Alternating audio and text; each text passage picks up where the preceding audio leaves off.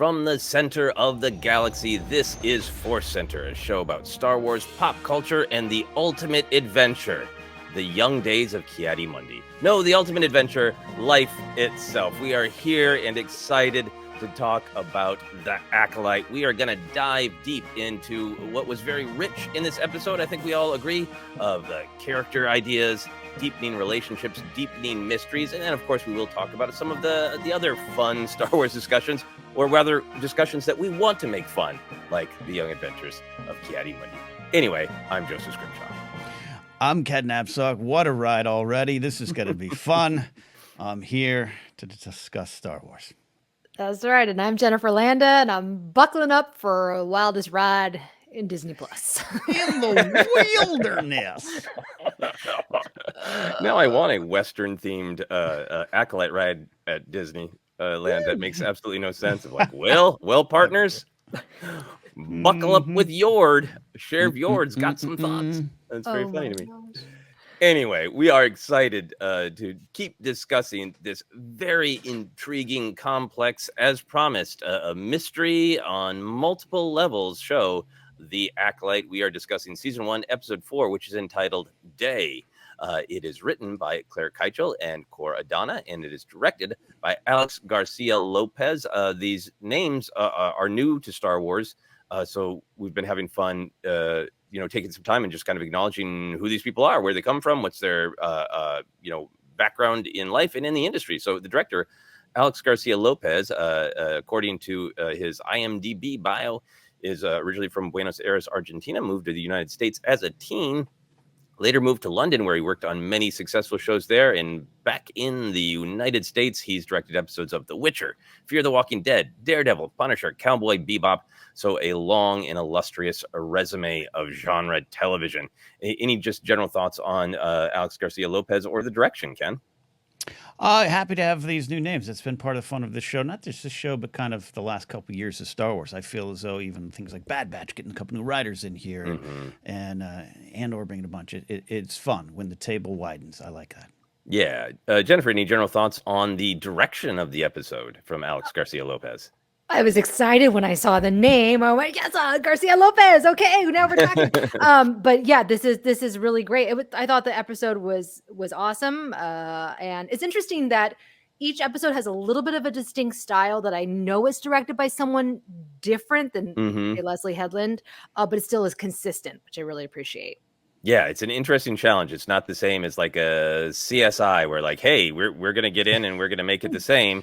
Still needs to have some amount of unity. But like, yeah, you can see a show like The Mandalorian, which I think kind of almost takes a little bit bigger swing based on the director. Whereas I think, in my opinion, Ahsoka was a little bit more like, we've really got a house style and feel for Ahsoka. And Acolyte to me is somewhere in between where they are, where the directors are having some slightly different tones and choices, which is really interesting. Moving on to the writers, Cor Adana, fascinating backstory to this writer. Cor Adana was a former network security analyst, like basically an anti-hacker who had a very good job, quit his very good job, according to an interview, lied to his parents about it because he wanted to get into entertainment, and this was successful for him. He landed on the show Mr. Robot just as an assistant writer. And then once the showrunner of Mr. Robot discovered, hey, he used to be the guy who prevents hacking, he became the technical advisor on all of the hacking business in Mr. Robot. Since then, he's worked on the show Dune Prophecy and now on Acolyte. So again, really fascinating to take a deep dive on these writers. And big picture, this is someone who's relatively new to Hollywood, 5-6 years, relatively, new to writing. 5-6 years is relative in Hollywood, but this extensive, fascinating life experience that must inform all the choices he's making. Any thoughts on this, Ken? That's actually, as it's said often, but someone said it to me in real life years ago. You're a writer. You need to write the both sides of the page, man. Like, you need to live. Because I was like, no, I must be in my room writing. He's like, go to a bar, get drunk, man. Like, right? Like, that's how you write. So this is the better, more dignified version of that. A good career and a brave choice. And new to Hollywood. I've been here since Hamburger Hamlet was everywhere. Like, oh my 6 years. Don't even get me into the whole Arby's on Hollywood closing. That's a whole story. I almost ended up on the news as area man upset about Arby's closing. Whole other story. Anyway, Jennifer, are you a hacker secretly? Is that how you're going to work your way into Hollywood, by being a hacker like Coradonna? No, but I appreciate this background. I mean, I love that all these people are younger, on the younger side. Some of them have extensive credits, some have a few, but all of them have cred. And I really appreciate it. It brings the freshness that I think we've been witnessing every week. Yeah, absolutely. So this was written by Coradonna and Claire Keichel. Claire Keichel has a background as a playwright, and then just really made a run at getting on the television show The OA on Netflix, and was successful. And since then wrote for The Watchmen, which I thought was absolutely fabulous. My subjective opinion. Long term, I bought them comic books when they was coming out new, and I really enjoyed that show. And hey, Ken. She worked on House of Dragon season 1 as well, which I'm sure you knew with all of your encyclopedic knowledge of everything Game of Thrones related. If I just nod and say yes, will you buy it? I would. You could sell me on it. And then sort of transitioning from our discussion of the creative's background into a little bit of kind of the overall reaction to the episode. Claire Keichel had posted on X that just hey, all right, the episode we wrote is coming out, very excited for it. It got, of course, a lot of responses, some of them very polite and kind, some of them very rude and horrible, but she did seem to take some time in the last several hours to actually respond to people. One of the responses does shed a little bit of sort of clarity on some of the choices that go into shaping these episodes in terms of their length, their budget, when they cut off. So wanted to put a pin in that because I think that is going to be a part of our overall reaction conversation. We can come back to some of the quotes from this great writer. So let's get into our big overall reactions. Jennifer, what was your overall reaction to this episode? Love it, like it, struggle with it, somewhere in between? Where'd you go? I loved it, but I do wish it was longer. We'll talk about some of our, I don't want to say disappointments, because it's not a disappointment. I love this show, and I just want to see more of it and discover more of it. And that was quite a cliffhanger. So I'm like, okay, let's go. Let's now I do want to binge it. But yeah, I thought it was fantastic. Yeah. Awesome. Ken, what was your overall reaction? I honestly struggled with it a little bit. The time, not the ending in terms of, and I seriously, this is not joking. I don't want anyone ever to lecture me again on what a cliffhanger is. I lived through Dallas. Got it. Okay. Yes. I got what a cliffhanger is. This is a great cliffhanger ending. That's not my problem with the ending. I think there's just a little structure stuff with the episode, but it ties into what we're going to talk about later, what you mentioned in the tweets, and it's not necessarily about what's in the show, it's what's around the show. So I struggle with some of that. I struggle with some of the individual scenes, but I think I always want to focus on what I love. And what I loved overall with this episode is it just whipped up the mystery. It had questions asked that I now want to add to the answers I need. And I think that's one of the things I've enjoyed about the show. And there's some highlights and stuff like that. As I've said before, I don't like to get bogged down on a lot of things. Just some execution on dialogue and scenes and stuff like that didn't work for me. But for me, Star Wars is not on trial every week, and I don't. The future of it does not hinge on 30 minutes on a franchise coming up on 50 years. This is part of a show I'm enjoying, and people ask me all the time, "What do you think about the show?" I'm like, "I love Acolyte, but I love discussing it even more." It's a thematically rich show, and this episode was no different from that regard. No, I really agree. We're going to spend the vast majority of this episode talking about all of the ideas, the themes, the character choices, the deepening of the mysteries, the fun desire to know more, both in a plot way and the fun desire to know more in a what are the hints about the characters' true feelings, the characters' true emotions? Do the characters even truly know what they want? All that stuff is rich and delightful. I love that this episode deepened and developed relationships, deepened in the mysteries, and made them more complex. I love the overall arc of this episode on a thematic level, that it is the descent into darkness, that all our characters are striving for something. They have faith, they have hope, and the more they descend into the dark wood as the daylight fails, the more fear takes over until a manifestation of fear appears. The night falls and the dark sider arrives is literally what happens, but it's also just kind of like a beautiful metaphor for a bad day. So I wanted to start with what I love, because I and we talk mostly about what we love, but then that makes me want to be honest when sometimes something doesn't work for me as much, but we don't want to spend all of our time on it. This was an episode where I really did have to practice what I preach and get past the grumbles and focus on what I loved. Anybody who follows me on the various social media, I love posting a little picture with the action figures. Last week, I posted a picture with my Chewbacca action figure. Excited to see Kelnaka. Then we had the flashback episode. I was like, great, that's cool. And we saw some Kelnaka. I don't care. I posted another picture of my Chewbacca action figure. And was like, I'm really hoping to spend some time with the depressed Jedi Wookiee. And I got a bunch of responses like, so sorry he barely appeared and then died. Like, so that it's not a criticism of the show. It's an honest reaction to. I still think we're probably going to spend some quality time with him in various flashbacks. We're going to get quality Kalnaka time, but it was part of like, I had a long day and I'm ramped up for Wookiee time, and I had it pulled away from me. I did not have an issue with the cliffhanger. I love the cliffhanger. I love cliffhangers. I love your point, Ken, of Dallas. Hey, I lived with a Twin Peaks cliffhanger for 2.5 decades. I love adventure serials. I wish almost every Star Wars episode ended with a cool cliffhanger like this. The cliffhanger was weakened for me by having seen it in the trailers, and I have been waiting for however long we've been seeing those trailers, a month, 2 months, a week, 2 weeks. I don't remember how long it is once we've seen those trailers, but I've been waiting for that moment after. And it was wonderful to watch it again with my wife and see it through her eyes, because she didn't know anything about the Dark Sider, about the scary helmet.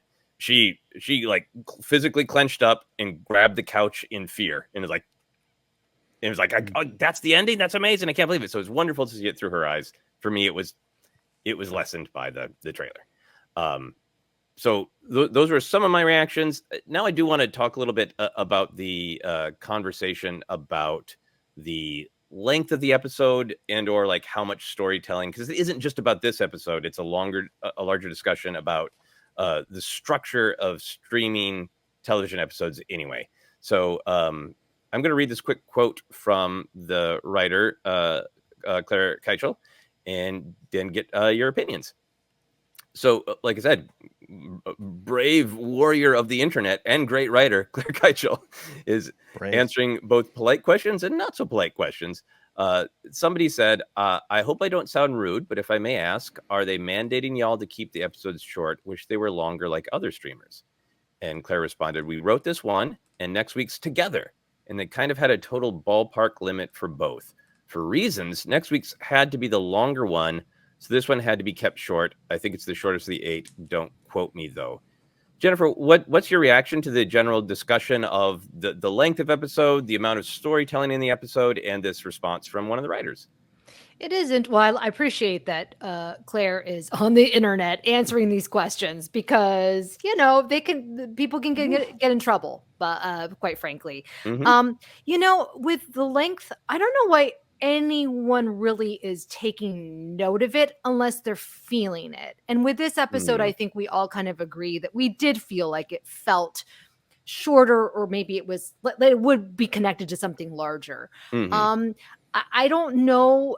This is a bigger discussion, quite frankly, about the tech industry and about these big corporations. And it's not just Disney. We're talking Netflix. We're talking all these other, Amazon, right? You have these, I don't want to say overlords, but overlords who are dictating the art, who are imposing guidelines on the creatives. And I don't know what their reasoning is. I'm sure it's related to money. So, I'm happy with what we get. 30 minutes of fun time for me. But it is interesting that everyone is kind of feeling. Would I love an hour-long episode? Yes. But obviously, it's not within the budget, is kind of what I'm getting. Or there's a specific reason why. Ken, what are your thoughts? Yeah, I think this was a great answer and brave indeed. Not just for being online and saying, "Hey, I did something." That's usually an invitation for people to say you're a horrible human. But also what you said, Jen. The Mouse House might be like, "Excuse me, what are you saying now?" We'll see how that shakes out and how long that post remains. As I think you said off air, Joseph. I'm glad you clipped it, but it's insightful and it actually helps temper some of the restlessness in my soul over what you're just talking about, Jen. I felt it in this episode. There's been some Bad Batch episodes where it's like 23 minutes. Oh, and then 18 minutes in, you feel like you've been there for an hour because you're just having so much fun in the world, or it's hitting emotional beats and it's doing what it's need. I felt this episode in that way where I needed a little bit more. Wanted to get a little bit more emotional conclusions. That's why it's not about the ending for me. You know, each episode, you and I, Joseph, talked about this, even Jen, on some of the episodes you're not here, of just it's a state of writing. It's a state of industry. I think it's a streaming side effect. I think it's a misunderstanding of what some of the endings from shows, Lost, Game of Thrones, whatever. You know, Baelish putting a knife to Ned's throat and saying, "I told you not to trust me," is a great cliffhanger. Whoa! But that's not the episode. There's a full emotional arc conclusion. That's actually a conclusion to the journey that Ned's going on in that episode, right? That's actually a bigger statement about him and the story. I felt this lacked some of it, but this is where we're at. And sometimes when things don't look as good to me, there was even some stuff. It was very Princess Bride. Great forest from a distance. Oh my God, it looked great. They're in location, fog, everything. Up close at times, it didn't work for me. It wasn't just that I knew it was on a set or felt like it was on a set. I felt it was lacking something. And that might be simply the purse strings. And that's Disney more than even Lucasfilm, because Lucasfilm answers to those shareholders. But it's also where we're at. And it's always been the reality. And that's why I release myself on a lot of those things. If I don't like how it looks, I have to acknowledge why. We always go to the airspeeder in Kenobi. It didn't work for me. We don't know the VFX budget, the time they were given, and you have to factor that in when you're having these conversations with what we do. This wouldn't be something I'd probably be discussing at a bar too much, unless it was friends in the industry. But for us, and here we're diving in, I felt the length in this episode, but I really want to be aware of a bigger picture. And also, like you said too, Joseph, next week, it could be a bigger answer for it, not just in terms of the show, but like, hey, this is why. It did feel like part one of one complete episode, and that they said sentence ends here. And again, not about the cliffhanger, but the emotional. Everything we got to stop it there. We got to stop it there. This is all we have the time. This is all the time we have. You got the light, comic. You got the light. You got to wrap. Yeah, you got the light. Darth Teeth, as the internet has indeed appeared to settle on for the name of this Darksider. I think for me, this is just subjective. I think it is a new kind of structure that is emerging in streaming, and it might just be that I'm used to a different kind of structure of storytelling, a different amount of plot, and it might be utterly subjective, and that's fine. I'm fine with having a subjective opinion on it and having other people disagree. It is not about the cliffhanger. I love the cliffhanger. It is not about the length of an episode. I have watched, hundreds of episodes of 22-minute sitcoms that have a beginning, a middle, and an end. It is not a criticism for me of these writers. They wrote a two-part episode that this writer seems to be indicating that for budget reason, for probably Disney needing to have, a minimum of 8 episodes. This episode had great character advancement, great deepening of emotions and mysteries. And in terms of plot, in my opinion, it didn't have as much plot. So it set up expectations to we're going to arrive somewhere, and then people are going to make choices based on what they find there. And it is so much about the arriving and not the choices that characters get to make. And for me, it is a larger conversation about story structure in the streaming age than it is about a criticism of this particular episode. I love so much in Star Wars, and I say it here, that I have to acknowledge when something subjectively doesn't work for me. And I felt like I wanted more plot in this episode. Love the cliffhanger, loved all the ideas, and I'm happy to dive into the ideas, but wanted to acknowledge that. Any other thoughts on this, or shall we move on? This is maybe off-air clarification. I don't know. I just want people. The reason we're caveating is ForceCenter caveats are part of our bingo card. We get it. It's because we like to include everyone in the conversation and acknowledge all points of view. But the reason I think, Joseph, you and I particularly are hanging on, we like the cliffhangers, is we've expressed some of this before and have received some scorn even within our own ranks over it. It's kind of frustrating. It's kind of frustrating to someone, between the three of us, we have like 75 years of entertainment experience in all different aspects of it. So I'm not trying to be an asshole. I'll say it. We used to cuss more in the early days of ForceCenter. I'm not trying to be smug. I'm just saying, I get what we're saying. Please listen to what we're talking about. It's a bigger industry conversation going on right now. Yeah. It's not about Darth Teeth showing up and us going, I want more, because Darth Teeth was cool. And in terms of the story of the Acolyte, it will be resolved for me in about 6 days, and I'll never watch this episode by itself. I'll always watch it with the next with part 5, which is probably going to be titled Night, and I'll be thrilled because it will then give me the meal that I want. That is the beginning and middle and end of a chapter.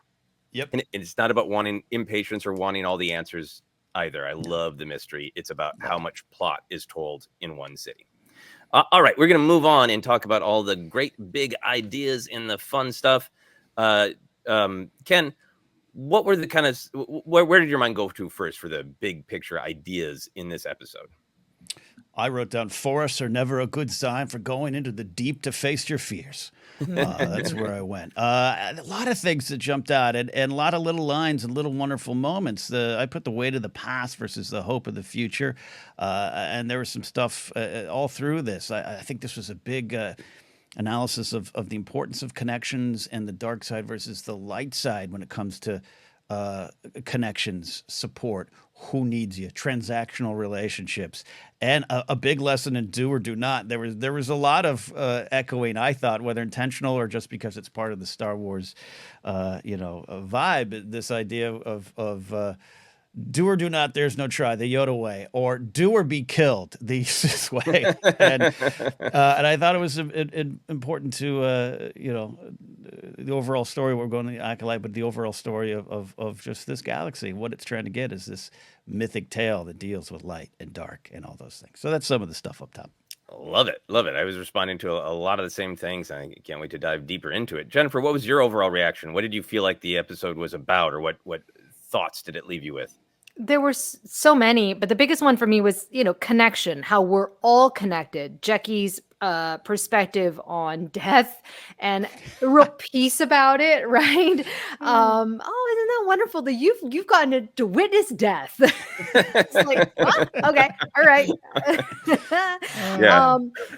And also like how the connection between Osha and Mae, obviously, Osha and Master Soul. And then also that leads into like being a part of something, and Osha really wanting to be asked, hey, come on back to the Jedi Order, and Master Soul not giving that to her. She's longing for that connection and being a part of that community. Whereas Mae was surprising, where I thought, oh, she's aligned with the dark side, but she's like, no, my connection lies with my sister, my family. So that was really fascinating. Yeah, no, I really agree with you. And I think that's some of the powerful stuff in the episode. I'd love to dive deeper into some of the connection stuff. I think one of the bigger ideas of connection to me in terms of like, Ken, a little bit what you're talking about with the do or not, or do or I'll kill you. I love that the idea of duality continues to be present in these episodes. And I think almost in a fun, mysterious way of, it's raising questions about duality. But we do continue to watch Mae and Osha go through parallel journeys each episode. And I love that in this episode, it felt like both Mae and Osha they have their connection to each other. They have connection to people in their lives. But they also have this connection with what it means to be a Jedi or a Darksider. For simplicity's sake, I'm just going to say Sith. We don't know that it's a Sith, but for simplicity's sake, I'm going to say that this episode, it felt like they were both being kind of pulled toward being a part of those larger organizations, and maybe they didn't necessarily want to be. That obviously Mae is being, whether Kamir is the master or just, a parroting clearly what the master might think, really testing her and being pushed on join the Sith, be a Darksider. and Mae is literally trying to leave the building, literally trying to go, not a Jedi problem, and then is having this push pull about whether she should be part of the organization. And I think really taken with last week's episode that had this duality game of witch versus Jedi, it starts to feel like maybe a larger idea of the show about connection is the individual's connection to an organization. And what organizations do the thread of destiny connects us. We have to be a part of our family. Even if we walk away from them all, they still affect us. We have to be a part of our government, because even if we want to break the laws and defy it, we're still a part of it. It still defines us. So I think there's all these interesting ideas about how much can you get away from the organization that you are connected to. Ken, how did you feel about their kind of parallel journey in this episode to kind of Mae try to pull away from the Sith and Osha kind of gets sucked back into the orbit of the Jedi? I love the theme of duality showing up again, right, as it will in every episode, and I think it's been fun to watch both of them. Fun, I guess you could say, in a dark side way. Fun to watch them go and where they're going to intersect again. And I was a little surprised that Mae had this apparent turnabout, in her journey, but it was a very interesting, emotional epiphany. Wait, hold on. I'm not trapped in this. I'm not trapped. I can make this choice.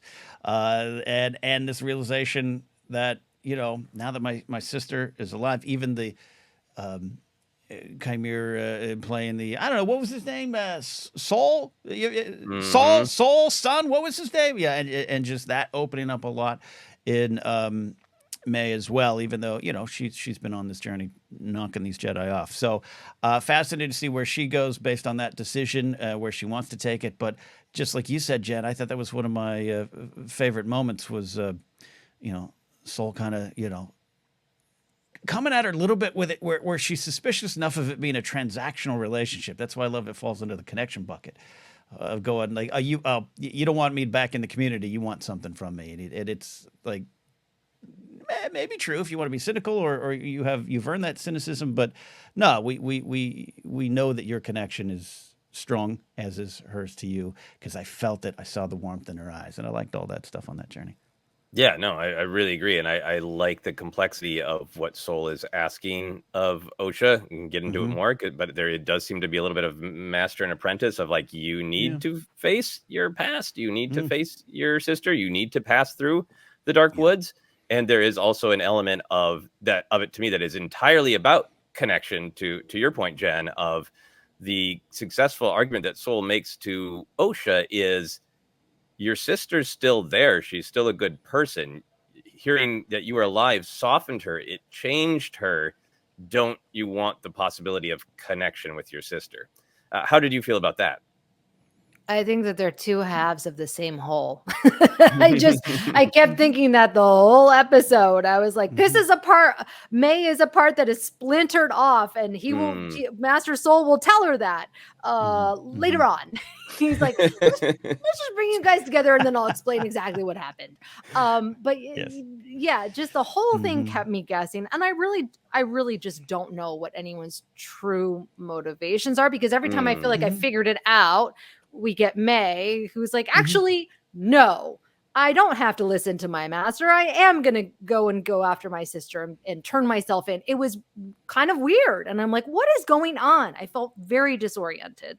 Yeah, no, I think that's fabulous. One of the other kind of moments of connection that you hinted at, Ken, I liked how many moments of pseudo connection there was between Chimera and Mae, that there was this sort of dance, which is a typical thing of the Sith, of that kind of like, let's both agree to lie to each other that we're that we're buds, that we're not just using each other, even though the whole entire Sith ethos is, use one another, But even the way that like Palpatine talks to Vader, I love that moment in Kenobi when he, calls Vader up at his, fire castle and says, "You seem agitated, my friend."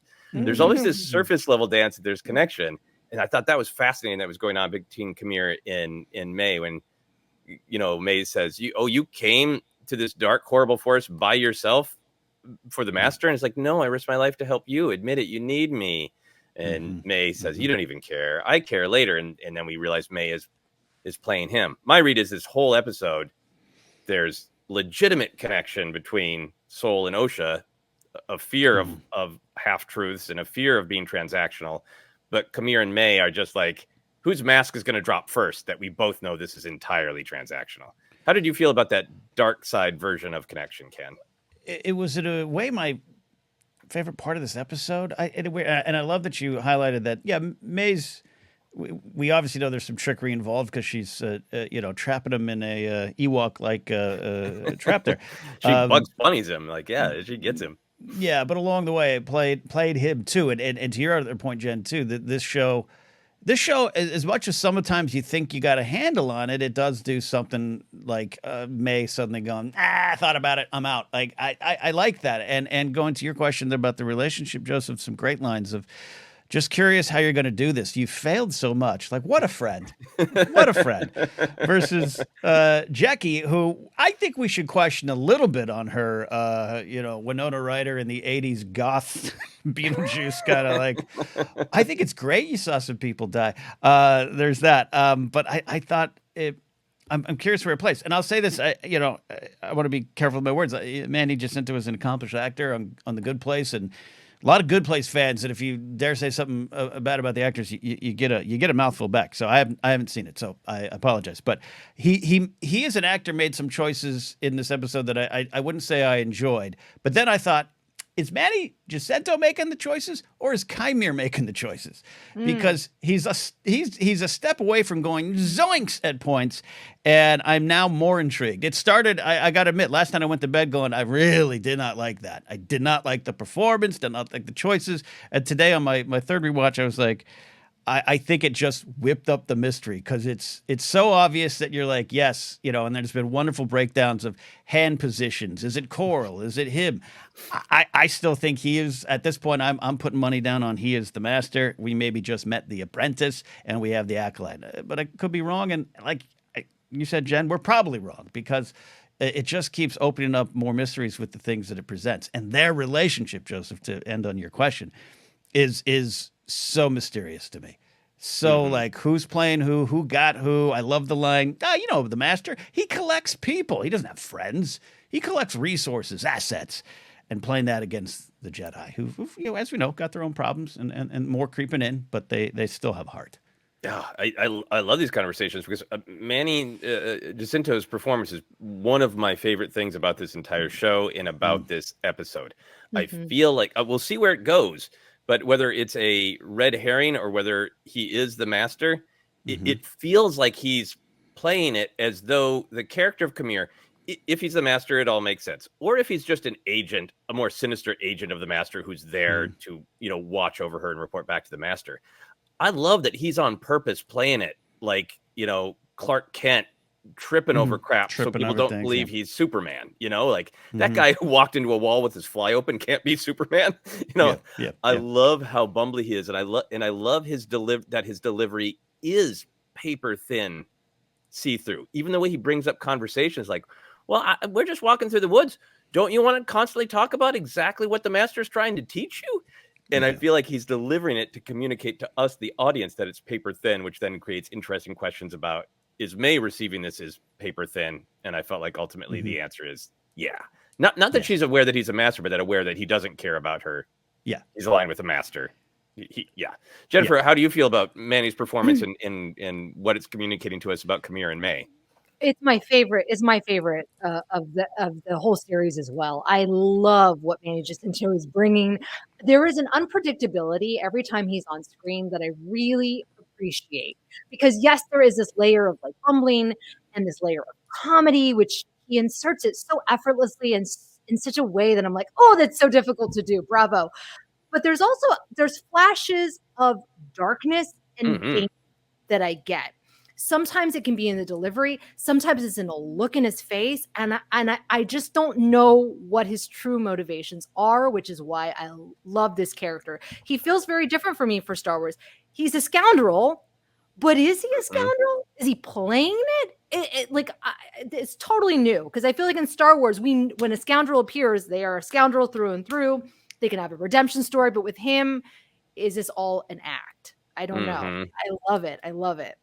Yeah, it's this great whole high status, low status game. And like I said, I love the echoes with Yoda. Yoda, in a light side way, plays a low status character to see where Luke is in his journey, and then very quickly reveals him. You didn't treat a person you perceived as low status very well. You got to reflect on that, Luke. And this is, I'm going to clumsily pretend to be low status when I'm clearly not. I'm clearly, if he's a master of the apprentice, he's a threat. He's scary when he wants to be. And that playing that low status to get Mae off her guard is really fascinating.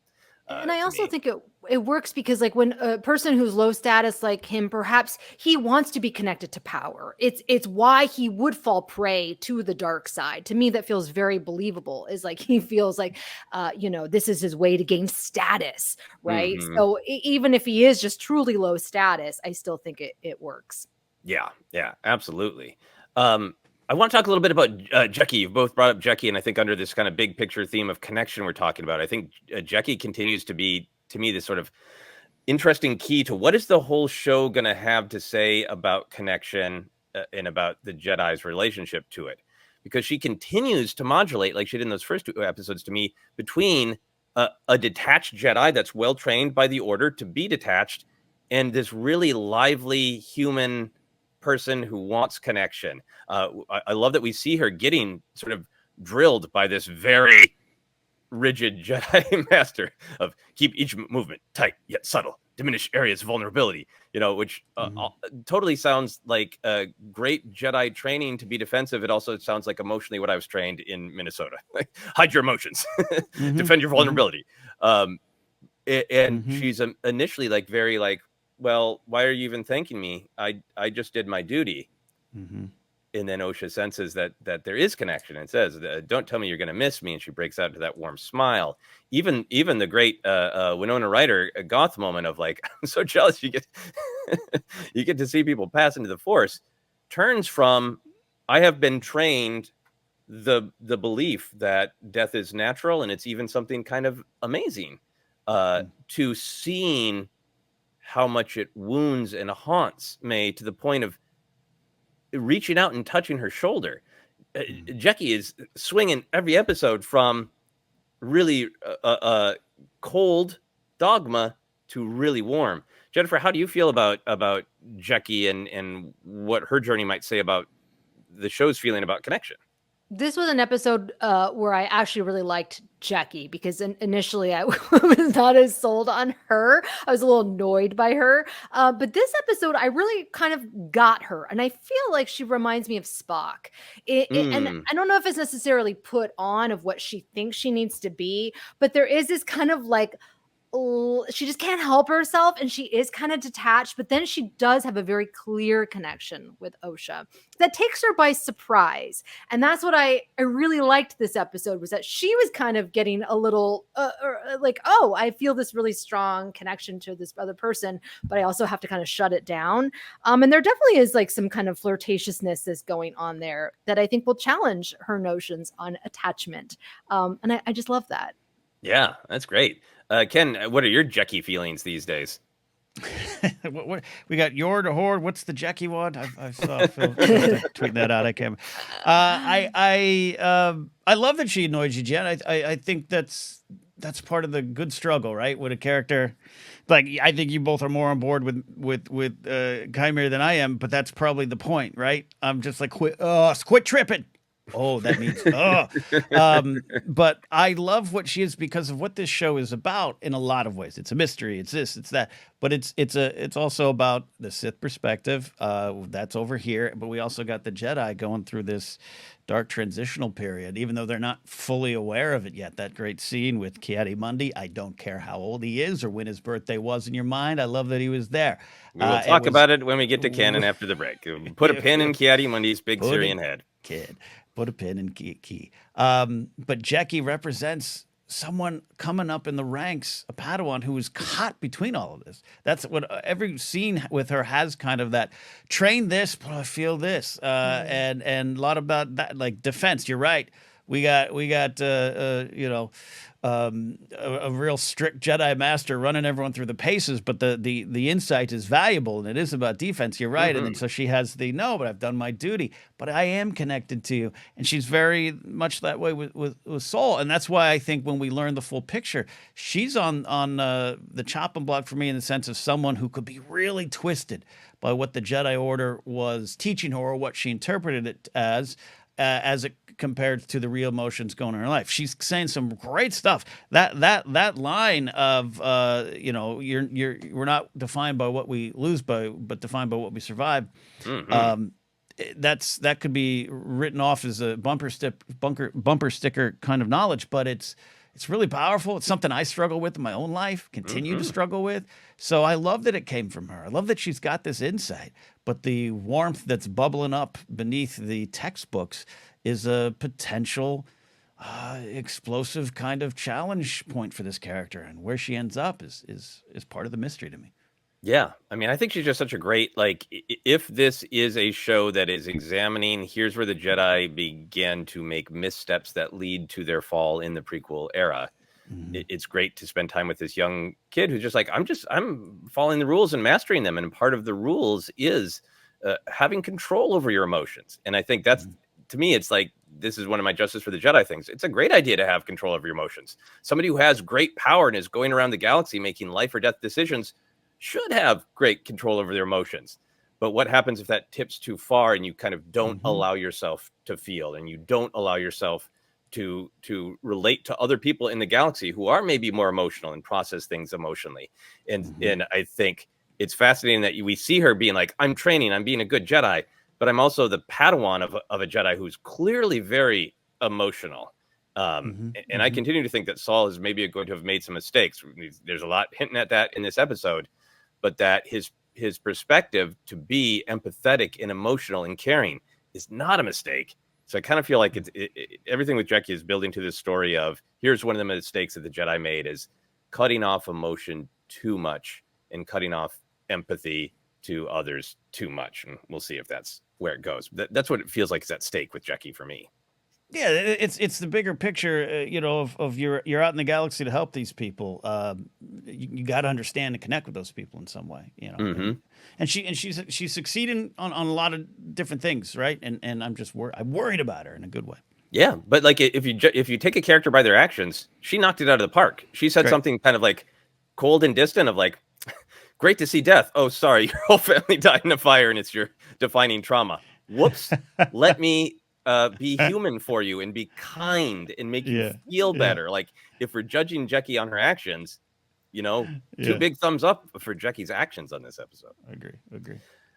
So moving on from the connection idea, you guys both mentioned that whole idea of facing yourself, facing your fear. That was explicitly said. That's explicitly what Osha is being asked to do by Soul. It's explicitly what Mae is being asked to do by the Master. Is your final lesson is to teach yourself. I thought within this sort of like, they're both trying to take on this challenge to face themselves. I don't think they've fully got to that point of challenge, but I was really thought it was really interesting that they both had a sort of awakening this episode on this journey to face themselves. Mae realizes, I don't want whatever the Master has offered me in this deal, which we can talk more about. What is it he's offered her? I want connection to Osha. I kind of defined that as a little bit of an awakening to the light side. And Osha has this awakening of using her force sensitivity, feeling things, and causing that the bug creature, the Umba form, I think it is, the Umbra moth, and being fearful of that awakening. So I thought that was an interesting duality, that they both have these awakenings. It seems to be more of an awakening toward the light and an awakening toward hope and connection. For Mae, I can walk away from this terrifying thing and be with my sister. And for Osha, it's, I'm afraid to face my sister. I'm afraid that she's going to die, to have to die. And I'm afraid of my awakening. I'm afraid my power and my connection to the Force is frightening. I just sensed the existence of a creature and I got it killed. Ken, how do you feel about those kind of twin awakenings and how they tie to the idea of facing yourself? Yeah, fear and hope. That's great. There, at the beginning of this episode, you have the analysis going on of the video. Always great video, or with the Jedi. You know, that security footage in Revenge of the Sith, still some of the best CCTV footage to capture anything. I also like they had a scoreboard ready to go with the 2 Jedi are red, they're dead. Anyways, we'll talk about that later. But to your point, in that scene, I do think it's even Kiadi that says decisions. She's Mae watching her fight. She's making decisions based on emotions, but then I think the Order is making a lot of things based on the emotion of fear, and so to have that kind of slide down to Osha, literally as they go into Fear Forest. I felt that. I felt the idea of like, you know, I do want some connection, but man, it's real easy when you disconnect and you just kind of go through the world unconnected, unempathetic, you know, lacking compassion, and that's real safe. To not push through that, it's real safe, and that's why some of the lines Horde say, Yord Horde. Horde, Mr. Horde, Yord. Mae has always been your wound, and so she's clearly the fear of that, of knowing that, and how you actually acknowledge that. I just someone in my own life who did that. That's had some people in their family that the connection was hurting, but they went and faced it, and it's actually turning out okay. It's a good thing, you know, and I think Osha could get there if you're able to push past the fear. But the danger is real, right? Mae could die. Mae could die. And that, what'd you call it? The Umbra Moth, like it? I called it the space roly-poly, but whatever. You know, that scene and how it was drawn to the light. Great little detail. It went straight for our lightsaber slash, you know, mosquito killer. Mosquito zapper. Yeah. Yeah, so anyways, I like all that. Yeah, yeah, and great explicit line. Saul brought you here to face her, but maybe he brought you here to face yourself. You're going to face her. You're going to face your past, as Saul. So, you know, not subtle. Nope. Jennifer, how did you feel about Osha and Mae both kind of having an awakening, a shift? It reminded me of Elsa. As we know, this is Frozen meets Kill Bill. And Osha is very much the Elsa character, being afraid of her powers. I'm assuming that maybe she has caused some sort of destruction with her powers before to her sister, which would be an interesting twist. And Mae is actually the Anna in the scenario, who was hurt by her sister's powers. That could be interesting. And that scene with the roly-poly, the Umbra Moth or whatever, I thought that was so interesting. I love that. Brain. Yeah, and it totally looks like a roly-poly. There was a dark energy. I put it down like it was like she's curious. Curiosity can sometimes be a bad thing in Star Wars. And just like how it was like, she's constantly, I feel there's this darkness that swirls around her. So it was interesting that Mae had this like lightness awakening, light side awakening. I don't know what is going on. I have so many question marks in my notes. I'm like, question mark, what is happening? Who do I trust? Who's doing what? Yeah. Well, let me put a specific question to you both about Osha. I love that in the beginning of the episode, her wanting to just walk away, going, I'm glad my sister's alive. It's wonderful. That's healed something for me. And now she's not my problem. And I just want to walk away. I feel like in some ways that it feels healthy, but then it also feels like she is just avoiding confronting her sister, avoiding dealing with the trauma of whatever happened, and her ongoing. Yeah, the first episode, she wasn't able to tap into the Force, even when she tried to reach Pip to get out of the prison cell. And this, she was drawn to something dark, and it made me think that maybe there's something. Maybe this is one of the secrets that Soul has been hiding from her. Is there's something Osha doesn't even remember? You know, the way that all that bridge stuff was kind of cut funny, so we didn't see the full picture of what happened. So where are you at, Ken? Do you feel like Osha was going to walk away in a healthy manner, or do you feel like she has some sort of trauma that is buried deep that she needs to face by confronting her sister, by confronting her own powers?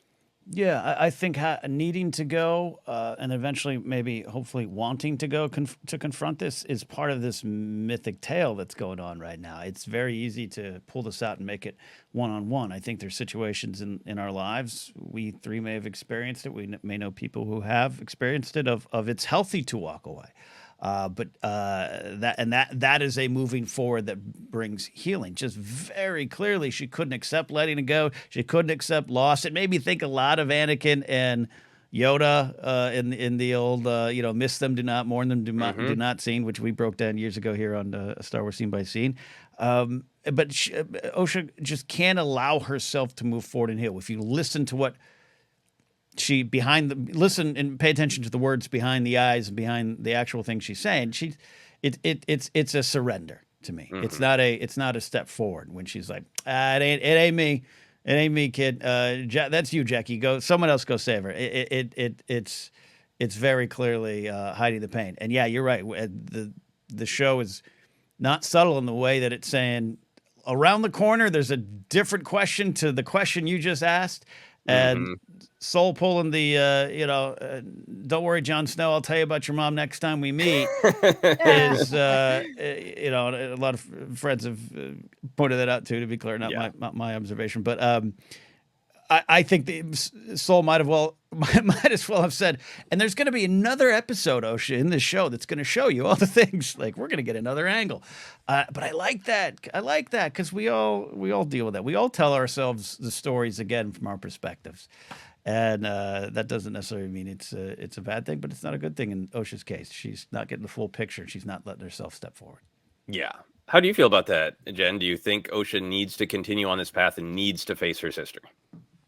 Yeah, I felt like the whole sequence where she's like, this is not my battle. I'm not going to do it. You guys are on your own. It didn't feel sincere to me. It felt like a kid who's threatening, who wants people to bring her back. Like, I'm going to leave now. I'm going to run away, Mom and Dad. Like, you know what I mean? My bags. Yeah, I packed my bags. Don't stop me. That's kind of how it felt. And then sure enough, I felt like when she's like, oh, she's excited that he's come back, Master Soul, but he's going to have her wear the civilian robes that she doesn't want to wear. She's not being transactional, as you said, Ken. Yeah, I do think that she has to face her past to be reconnected with her other half. I love what you're saying. To heal her trauma, she has to have that exposure therapy. She has to understand how to deal with her triggers. If I'm going to go back to what I've been studying, because it's the only way that she'll be able to move forward. Yeah, I love what you're saying. When we lived in Portland, Oregon, when we were very young, my parents sat my brother and I down and asked if we would like to stay, and we were like, yes. And like, well, too bad we're going back to Minnesota. And my brother ran away for like 5 minutes, and it wasn't long enough for anyone to notice, and then came back very angry that no one had noticed that he had run away with only his bike and his Bespin Han action figure. And like, I ran away and you guys didn't even notice. So very relatable to real life to me.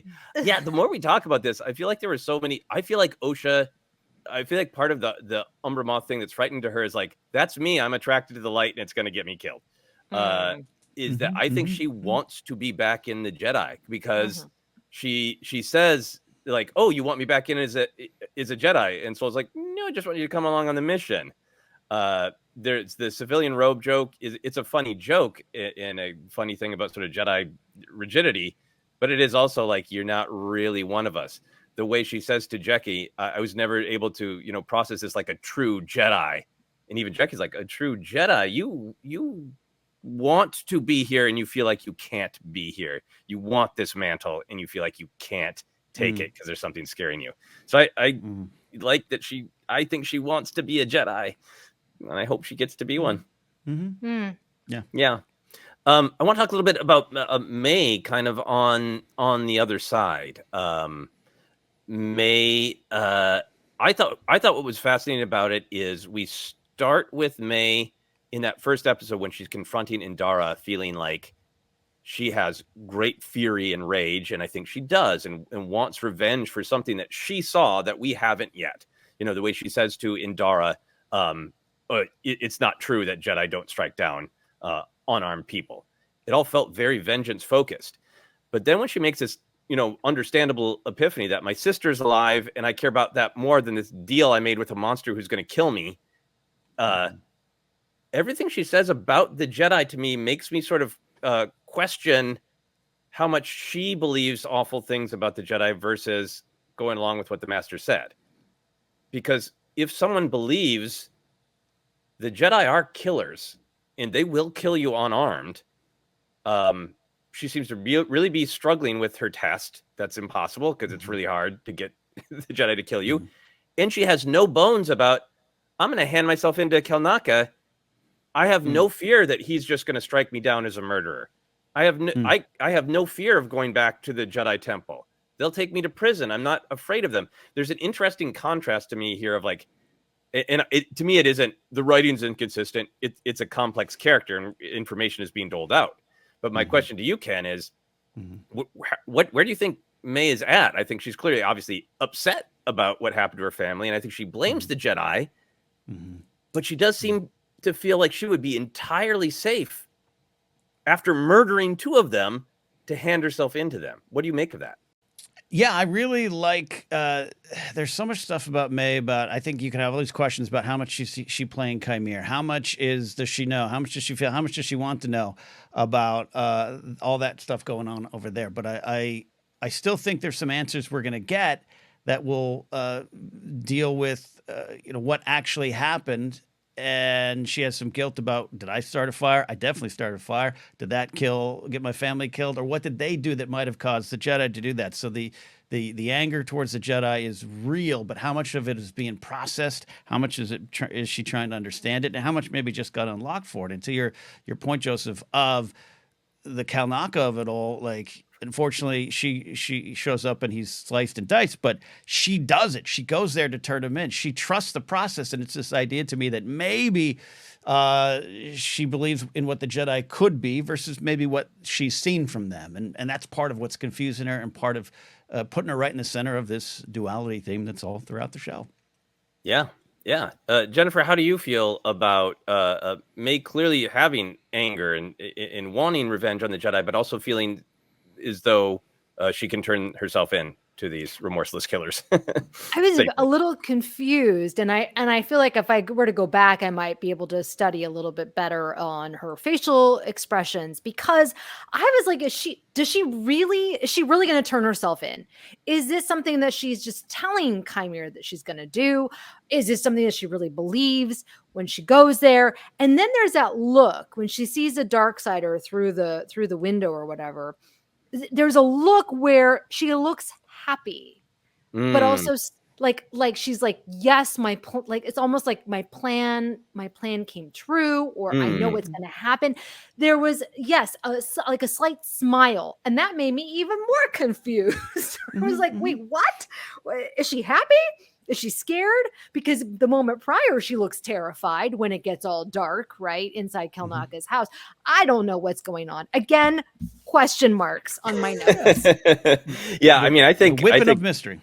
Yeah, yes. Mae might be playing us all, because I took her earlier conversation with Chimere is entirely honest of like, I know he wants me to kill them without a weapon, but how do you bait somebody who she seems to believe in the Jedi of like, hey, they actually do what they say. They don't attack someone with a weapon. I went out there and I made that proclamation in Dar, and she didn't act until I started hurting other people. Exactly is the Jedi way. I was only able to kill her by going to her weakness of defending somebody else first. I had to use the poison and use Torben's existing guilt. So I think there's real fear of like, I don't know the answer to this puzzle you're telling me, and I want out.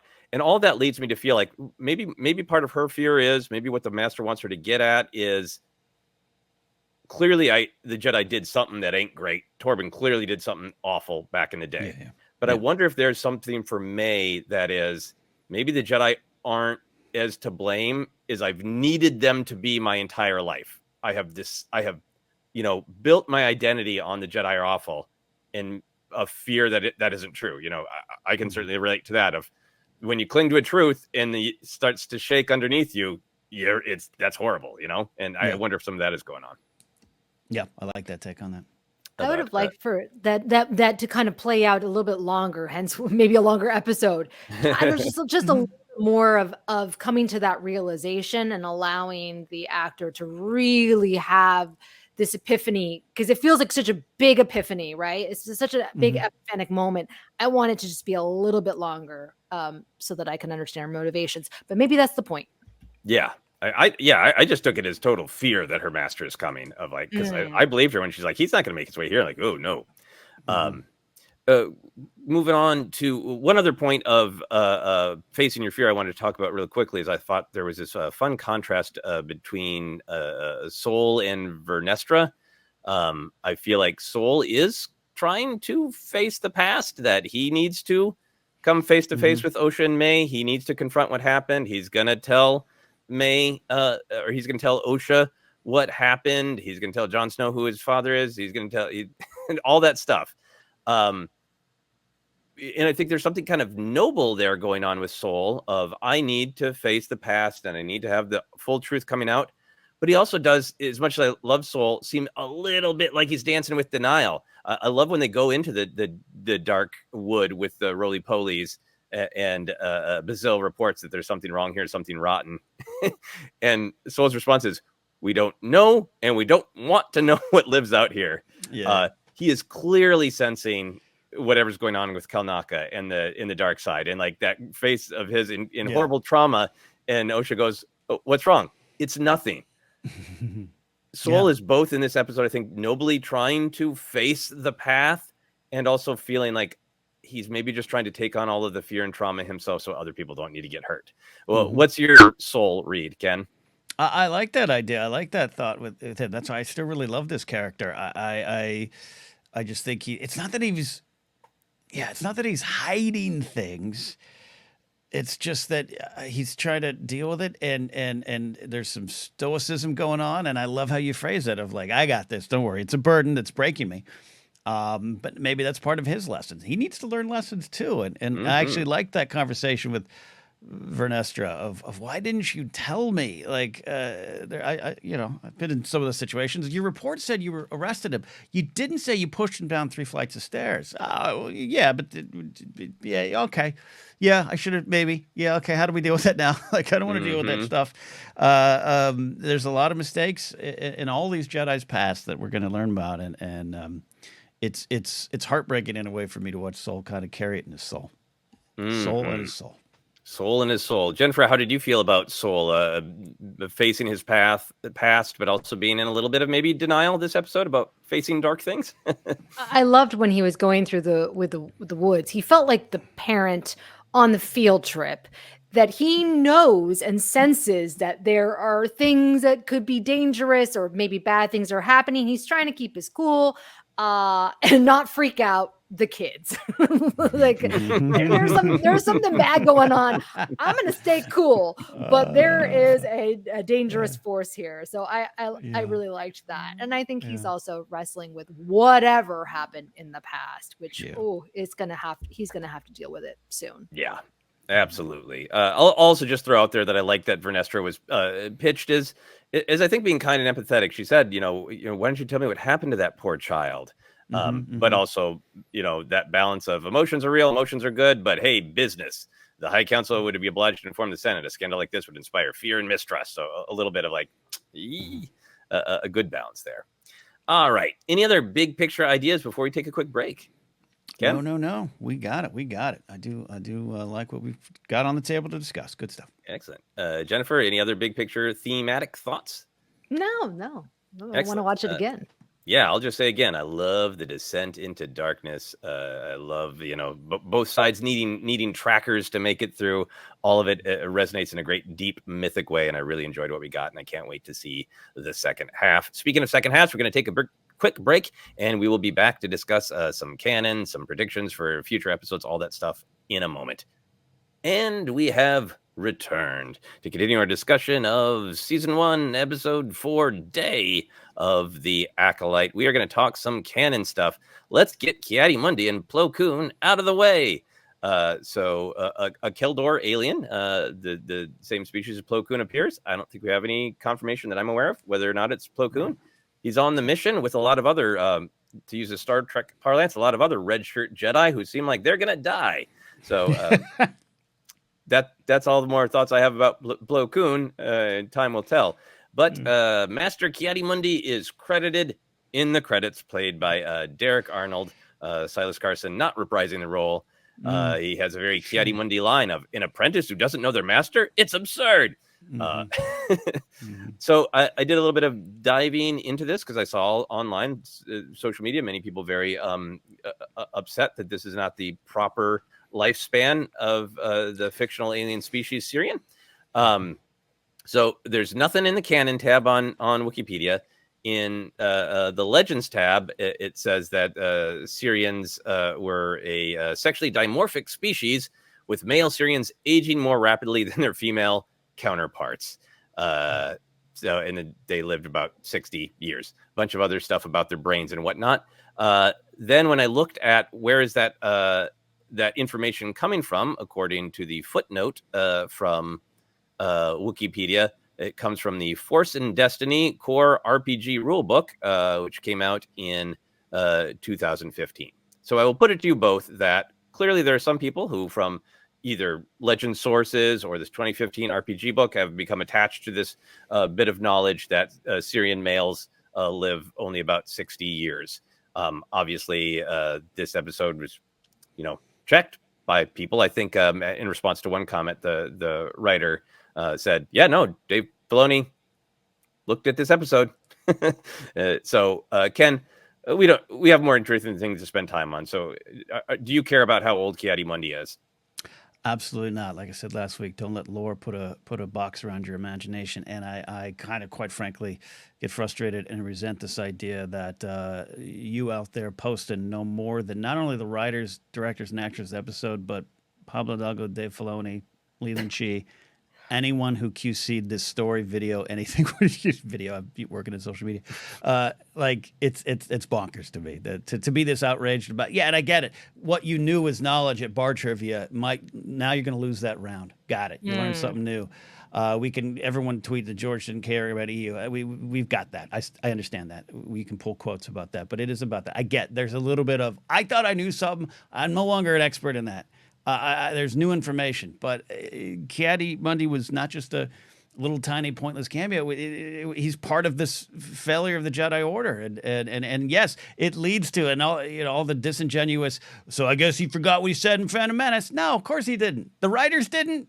Dave Filoni didn't. No one up there working there or down the street in Burbank here forgot that moment in Phantom Menace.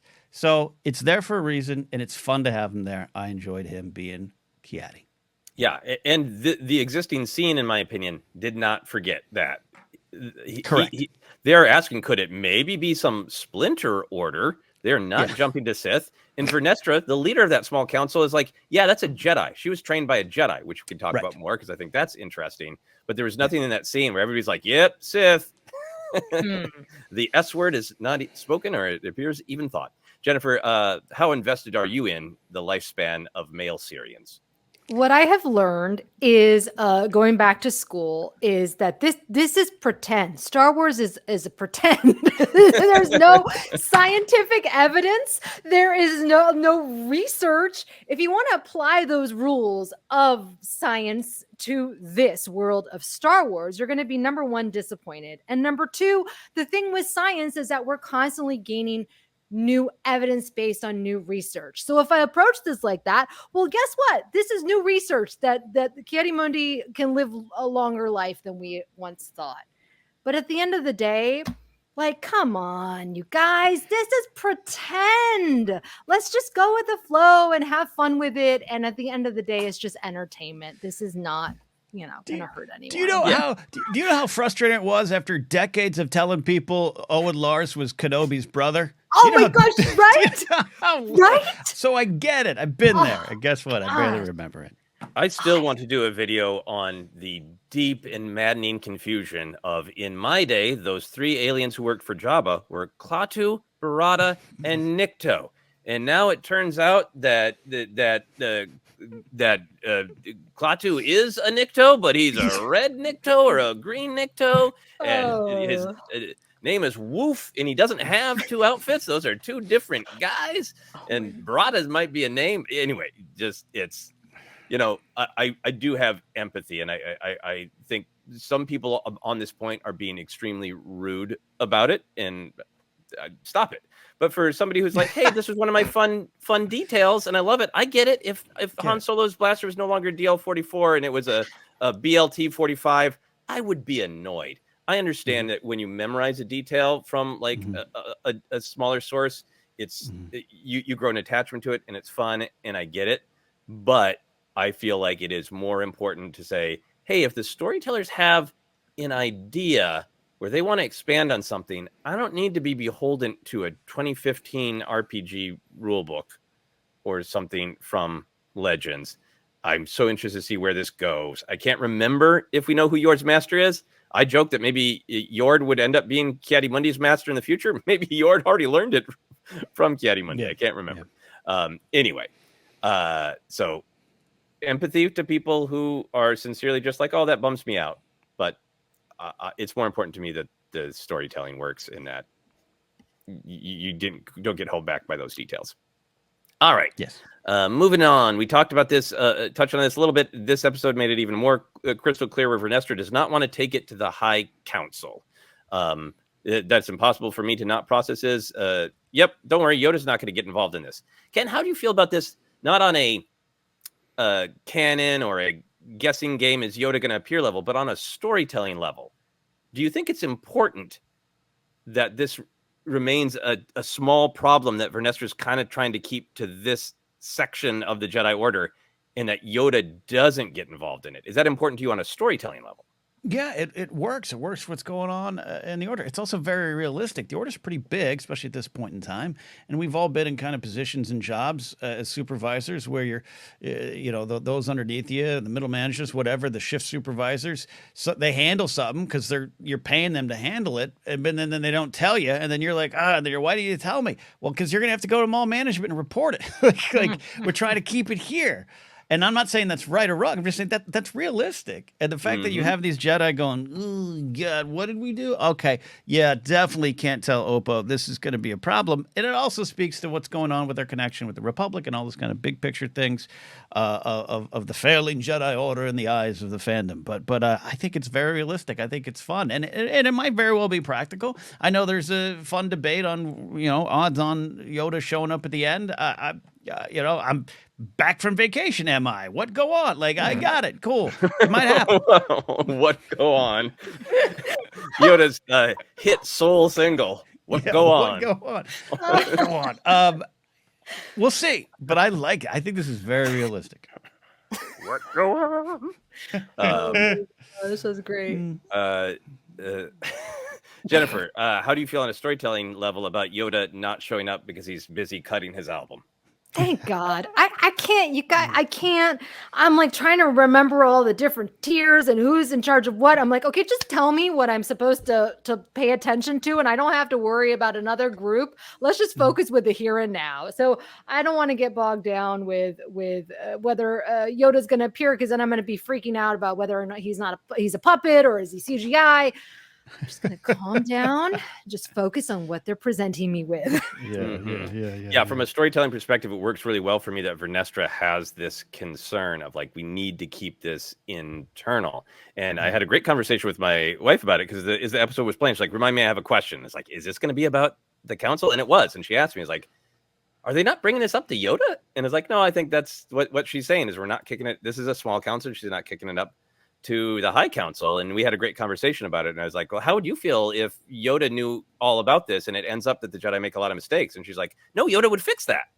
And I think that's an interesting thing too, of like, is this a part of what the lesson of this is like, maybe Vernestra should be handing this up to Yoda and Jarl Poof and Oppo Rancisis. And maybe this is a part of the failure of that fear of not sharing truthfully what's going on because you're trying to control public perception, and that's a great storytelling thing. It was also fun because my wife loves Star Wars, but she doesn't have everything memorized. So I was like, yeah, if they made the council, they'd have to not only have Yoda, they'd have to have Jarl Poof, long neck guy, and Obo Rancisis, snake dude, which might get expensive. So Yeah. All right, time to check in on the identity of the Master. Kamir does seem like an obvious candidate or a red herring. Vernestra throws out there that she is certain that specifically a Jedi, not a Force user, that is Jedi trained Mae, and that ping to me is that a clue to add to our pool of who done it or who is it. So what's your Master theory, identity of the Darksider theory right now, Ken? I'm putting down money on the Master being Chimere, and that's not necessarily him in the teeth mask. That's someone new. Carl sounds interesting. I like that idea. And now you're making me think that Mae was secretly trained by Soul. Yeah. And he went back. I got to go get something on the week. I'm going to Palm Springs on the weekend, and him find it and train her. That's probably too wild. I get it, but that's where I'm going. But I do appreciate the game day breakdown people have been doing of hand positions, the pacing of the Sith, so to speak's words compared to Chimere. There's some really compelling evidence that it's him in there as well. But someone completely different. Wow, I don't. Obviously, for obvious reasons, I don't think Kalnaka is the Sith. But I never thought of a Jedi going back and training her. It would be amazing if Kalnaka went back and checked on Mae, because she's most reticent to fight him, which is understandable. Who wants to fight a Wookiee after a long walk? But also she felt entirely safe training herself in to him, and we haven't had time to talk about it, but I love the markings. He's clearly more affected and obsessed. Those balance symbols, the witch's mark. Anyway, Jennifer, how are you feeling about the mystery of the Darksider? Is it Chimere? Is it a Jedi? Is it someone from the Coven like Quarrel? It can't be Chimere because it seems so obvious, right? That's why I'm like, they're not going to do that. But Kalnaka, I had never thought about that. But you're right, the markings. What did the markings mean? Could be Master Soul, just because he seems to be so cryptic, and he is upset about something. Obviously, there's various things he could be upset about, but oh my goodness, now I don't know. Now again, more question marks. Yeah, my wife was not pinging on Chimere at all. She was like, I think it's somebody who survived from the Coven. And is like, I think that's very interesting as well. I almost didn't want to tell her the Chimere theory, but I was like, a lot of people think it's Chimere. I kind of think that person in the Darth Teeth mask is Chimere. Because it is just it's a lot, right? Everything, I've never seen his face. Have you? I mean, it's laid on so thick. There, I want there to be either just like there's a twist to Chimere's nature as a red herring, or a little bit to what you're saying, Ken. Of like, this is kind of opposite what you're saying, but I think in the same spirit of, Chimere's the dude in the mask. He cut himself down, killed Kalnaka, and ran around, and is there to watch them all. But that's not the end of this twist. There's still someone else involved, Darth Tenebrous, the Sith Bith, or, some other convolution. I feel like maybe this is the first level of the mystery, which is why it feels a little right there. Yeah. Okay. Yeah, I agree with them. Yeah. It's, very, very. I also just think that if this is a show about Jedi hubris, they just wrote him off as a shop owner and let him go, and they had him. That is going to do a number on Yord. If Chimere is under that mask and kills half those Jedi, and Yord let him go, they all let him go, but Yord is going to be so hard on himself. He's like, I had him, and I let him walk away from me. Anyway, moving on to the Sith's ultimate plan. So we've got this dialogue from Vernestra that I wanted to touch on. She says, I fear Mae is only a small part of her master's larger plan, a plan that is difficult to see some sort of shift, something to tip the scales.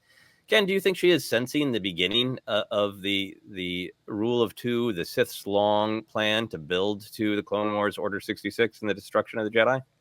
Yeah, without it being obviously so specific, but I think what you're talking about is we get a lot of Jedi. They have these kind of visions. Sifo-Dyas comes to mind too as well, and Jedi have a lot of thoughts on what to believe about visions. Right, Dooku Jedi Lost, a great example of that. They have a lot of prophecies, a lot of things they're trying to understand. So I think the fact that there's a rumbling. There's a rumbling in Brighton tonight, and she's kind of cluing into it, and Saul kind of meeting her there in a lot of ways. Like this Mae didn't just wake up and decide to kill all 4 of us Jedi. This is part of something bigger. It just makes a lot of sense, part of that mystery as well. And can they break through the bureaucratic red tape to find out what's going on in the Republican Jedi Order? Mm-hmm. Jennifer, how did you take Verdestra's little speech about what she's sensing? Is it, the ultimate plan of the Sith that we see enacted in the prequels? Perhaps. I just was quite taken with how much Vernestra Rowe we've gotten in this series, just because I know that she was a very beloved character from the High Republic series.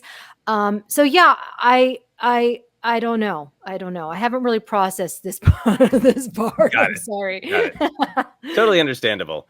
I think for me, what I was affected by is, my reading of Star Wars, and also, I'll just be honest, what Lucas specifically said to the writers' room of the Clone Wars is that the Jedi do keep the Force in balance, that nature contains life and death and happiness and pain and all these things, and they are sort of naturally imbalanced, and more activity by the Sith actively going out and hurting people, spreading doubt and confusion and trauma and pain, like this master is trying to do in this situation, unbalances the Force, because an unnatural amount of pain and awful things are happening.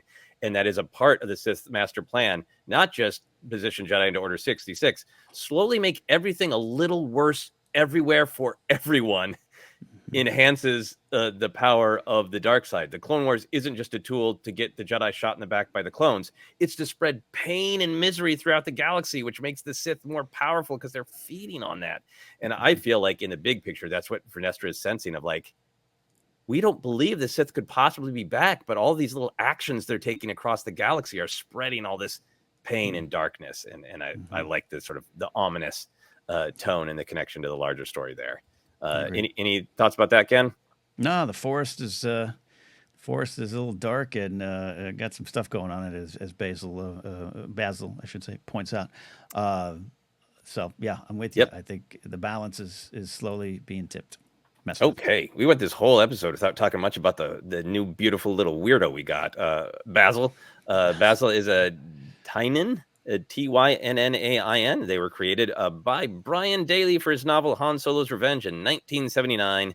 James Luceno canonized them when he included one in Catalyst, a Rogue One novel, in 2016. I was deeply affected by having watched the television show Fawlty Towers, where John Cleese's character is named Basil, and people yell at him all the time. Yes. Yes. Beyond that, any Jennifer, do you have any thoughts to this new adorable weirdo who has been added to Star Wars? That's why I love this show. They're giving us the weirdos, and I appreciate that. I just love how animal chipmunk dog like Basil was, with a sniffing that was hilarious. And like a dog just wanders off, and they got to find it. They need a tracker for their tracker. I thought that was hilarious. Yeah, that was great. Ken, did you have any thoughts about Basil? I liked him a lot, and this show is succeeding in world building. Eating those kind of weird folk they meet on the planet when they're asking about where Kalnaka went, and the translator, the world building's been a lot of fun. I will say though, when it comes to Basil versus Pip, I'm taking Pip. I think Pip did the right thing by shooting water at him. I think there was some personal space violation going on. There's some staring, some open mouth staring too going on. Yeah. I also just love the little detail connecting back to the great speech by Sol to the younglings he was training about, sometimes not trusting your eyes, and Basil putting down his visor to just trust his nose and sniff for things there when he encountered Mae. It's absolutely great. All right. Would you like to share, Ken, a couple of your favorite moments, comedy, action, weirdness, great shot, whatever you wanted to share? Yeah, highlighting some stuff quick as we round out the show. I know cool world building. Okay, so I love the Star Wars horror vibes with the dark side user doing the old Dracula come down. That was wonderful there too. But the one thing I'll highlight, I liked Kelnaka's death. I felt it was affecting. I felt it also. Yeah, it's a little bummer. Like, I know we're gonna get some other time with him, but I would have liked to see more. To your point up top, Joseph. But I liked it in terms of that mystery machine. Him being dead and gone right here, right now, and now the answers can only be found in the past. You can only go back to get them.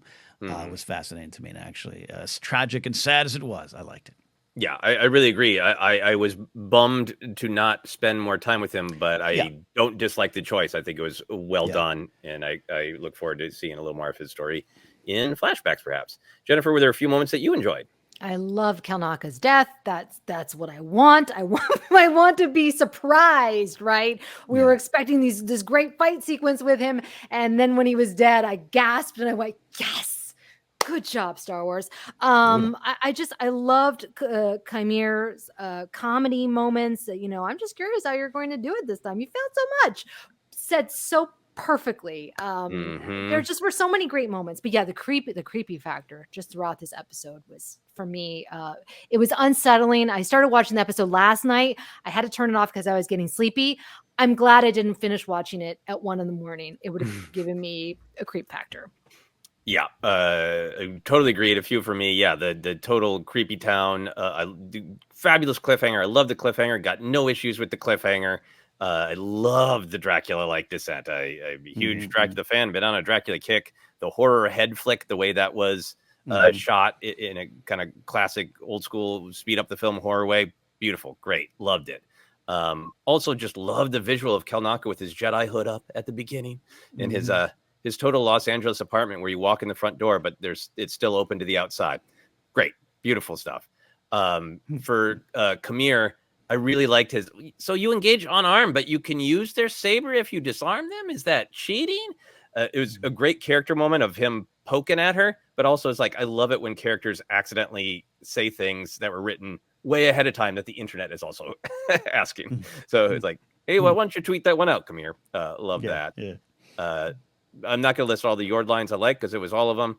In the interest of keeping it moving, I'll just say one other line I really liked. I really liked Saul's line when they're in the dark forest when he said, "Keep up the pace, keep down the volume."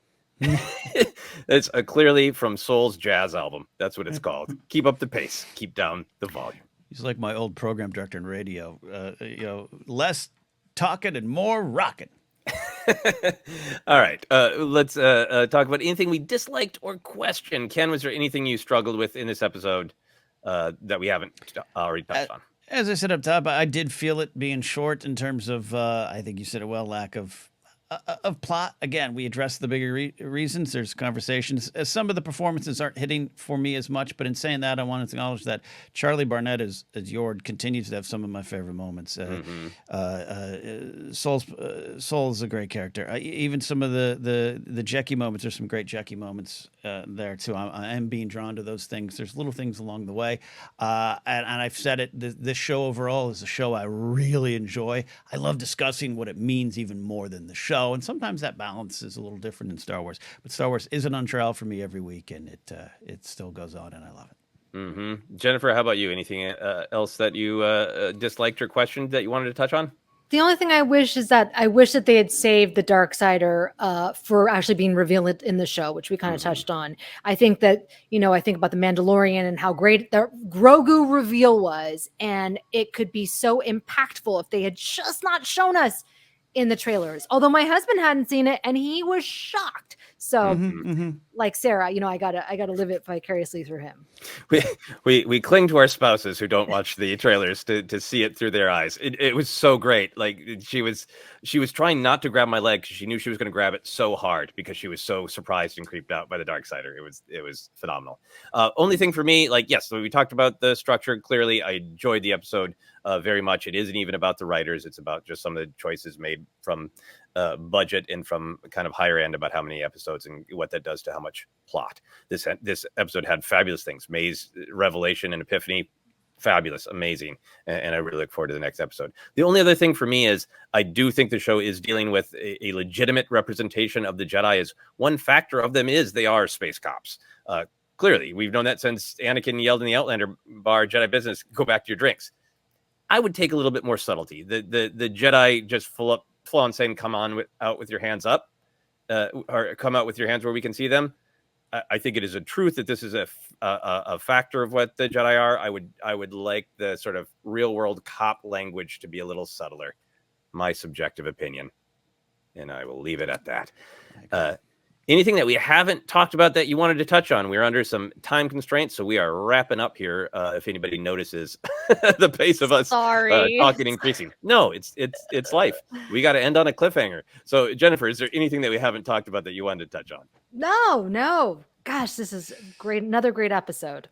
Yeah. Ken, anything that we haven't talked about that you wanted to touch on? All good. I'm going to yell at some people in my shower or my car today. I'll shout out Mae's ship design. We can talk about it more, but I think it's got great echoes of the Sith infiltrator from Phantom Menace. Very cool. Once again, music is fabulous. Little choral note on seeing the witch's mark in Kelnaka's place. Thumbs up. Good stuff. All right. We are going to wrap up. We normally talk about the figure or merch we would want, but maybe we'll save that for next episode. Ken, you want to take us home?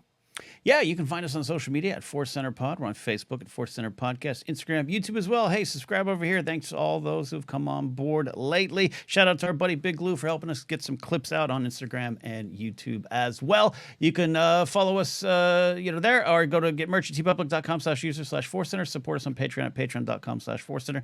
Find me at KenNapzok.com. Information on new shows, including one that Joseph announced this week. Jen, where can they find and follow you?